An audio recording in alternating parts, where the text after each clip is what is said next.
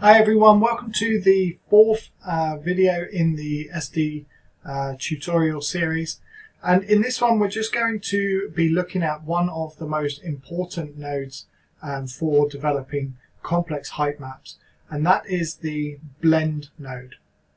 So the blend node takes two inputs known as a foreground and a background, and they will actually merge the pixels and the color value of those pixels and produce a singular output. And this is really good for when we want additional shapes or more detail added to our height map. So let's jump on into our previous file, and what we're going to do is we're going to take what we already have here. We have our nice kind of edge, and we're just going to add a new shape into the middle. So what I want to do is just grab these and I'm just going to take that, and I like this border. This is a nice border, so I'm just going to consider that done for now. And if you do that, what you can do is you can always select these and you can go up here and you can add a frame to them, and this will provide a frame. We can just call this border. And now I can sort of just grab all of that and that will stay there. That can be our nice little border. And what I want to do is just press space again, and I'm going to add a new shape in. And let's go with a different shape this time, shall we? Let's say a pyramid. And we're just going to knock the scale down a little bit. And my overall aim is to try and get this in the middle here. So what I'm going to do is I'm going to add this blend node, and as you'll notice, it has a foreground and a background input. It also has opacity, but we're going to ignore that for now. Don't worry about that. So I'm going to take this and I'm going to add it to the foreground, and I'm going to take our new shape and I'm going to add it to the background. And what you'll notice immediately is that absolutely nothing happens, and that's great because that's exactly what we want to happen. You just need to make sure that you've got your properties on the blend so that we can change them. And it's really now about adjusting the opacity of the blending of these two foreground and background properties and the blending mode. Now, I've put together a lecture specifically on blend modes and what each one does.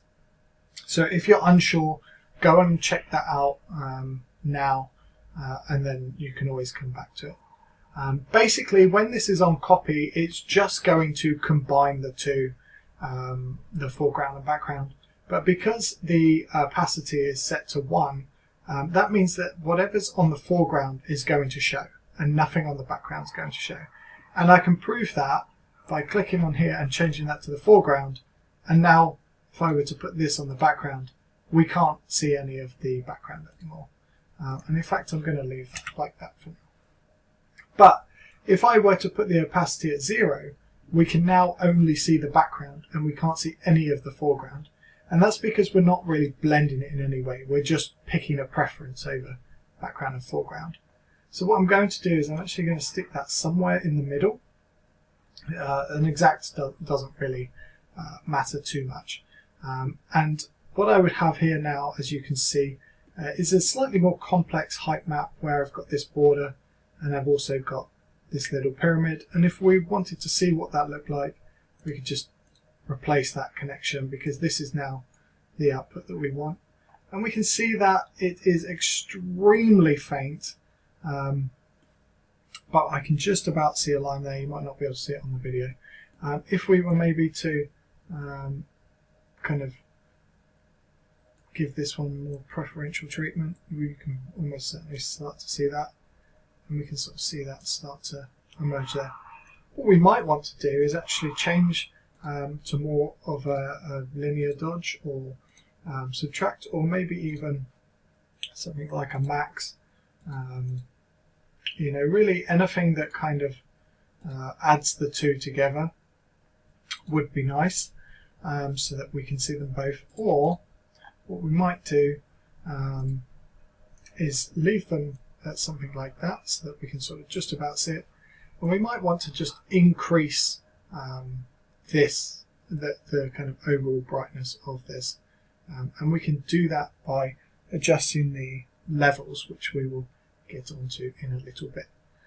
So if you've gone to this far and you're starting to look at blending different nodes, have a play around before you check out the next video where we are going to be looking at noise.